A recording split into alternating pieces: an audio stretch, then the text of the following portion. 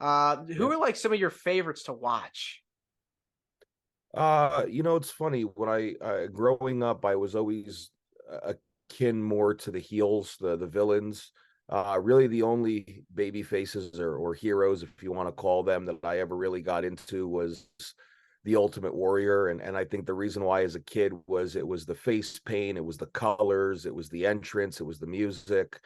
Uh, um, but from bell to bell, the guys that really stuck out to me were Arn Anderson, Barry Windham, Terry Funk, Bobby Eaton, all those guys that were just masters of their craft and obviously understanding and learning the industry years later for good reason. I picked four of probably the greatest to like as a kid, and obviously there's a reason why. I studied them, and going back and watching those matches that I watched as a kid, I can fully understand why I was so drawn to them because they were masters of their craft. As I mentioned, they knew how to put on a match and they knew how to get a crowd going. Excuse me, I have a 30-pound French bulldog who thinks he's a killer. So Oh, no worries, no worries. Yeah, I was actually about to ask, like, what is it about being a heel that's, so appealing to you, as opposed to just the baby face? I think it's the ability to get under people's skin in a way that you normally probably shouldn't get under people's skin in everyday life. I think part of it is also, again, that masterwork of learning how to control a crowd in every aspect. You can Yeah. get them at certain points to hate you, you can get them to laugh at you, you can get them to buy into sympathy, and then you can turn it right back around and kind of say, F you right at the very end. So I think as a villain, as a heel, I think there's a lot more appeal. And for some reason I just have a knack for being a villain more than I am for being a hero. I've flip-flopped, a couple of times in my career, but for most of my career, the longevity has been as a villain. Yeah, I mean, I've watched several different interviews with many wrestlers over the years that have said it's easier for you to be booed than to be cheered. Would you agree with that? And do you also feel like it's harder to be a heel in this day and time? So to answer your first part, I don't necessarily agree with people saying that it's easier to be a bad guy or a villain or a heel, whatever you want to call it. There's an art form to both sides, and if it's done correctly, you can get maximum reaction out of it. And what I mean by that is, I see a lot of independent wrestlers on cutting promos and doing their work on shows, and a lot of it is what I would consider cheap heat. Singling out, specific people in the crowd, calling them fat, calling them ugly, things of that nature, things that I've done in my career as well, and realizing after the fact that it was cheap heat. I think, to be a really good villain, it's not just about what you say, it's also about your mannerisms, it's about your facial expressions, it's how you convey yourself to the crowd. Sometimes you can just look at a crowd a certain way without saying anything. And if they can, buy what you're selling, you won't have to say a word, it'll automatically know you're the villain. So I do think there's an art form to both. I think those that say it's much easier to be a heel, I don't necessarily agree with.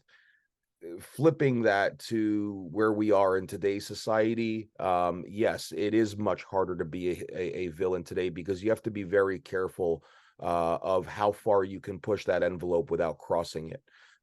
Because you still have to remember, when you're working for a promotion on the independents, you have a reputation to carry, and if you cross that line or you push that envelope too far, you run the risk of a lot of negative factors coming back to that promotion. Especially fans that are, bringing their kids to the shows. You have to know your audience. Yes. Obviously, that's not to take away, what certain performers are doing on nationally televised companies.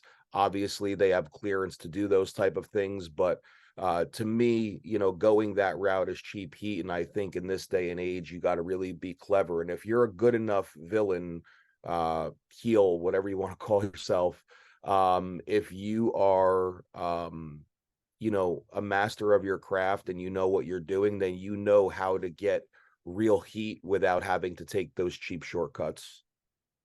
Yeah, that's a good way of putting it too. I like that you said it's a craft because it takes work. It's a lot, you know, harder, I guess it is to be a heel nowadays because you have those hurdles you have to go through. Right. If you watch any of the modern day stuff, who do you think is like really good, like some good examples of being a villain, of being a heel that can still somewhat pull off the stuff that we're talking about here? I think the first name that comes to my mind is somebody like The Miz. He's a tremendous performer in the ring, and on the microphone, he knows how to generate, heat without having to go that route of saying that cringeworthy type stuff.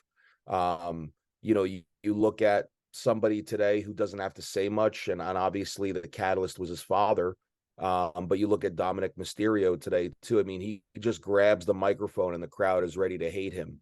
And he doesn't even have to say a word. And obviously, he got his heat through actions. And that's also another thing that performers can do. It's not just about what you say, it's also how you perform in the ring as a villain. You say you're a heel or a villain, but I see lots of guys doing stuff in front of the referee that shouldn't be done.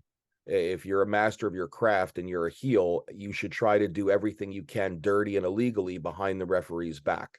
And if you do that well enough and you can hide it well enough, that just adds to your aura of being a villain and a heel without having, again, to go that cheap route. I like how I've heard people also say like a lot of heels, they tell the truth.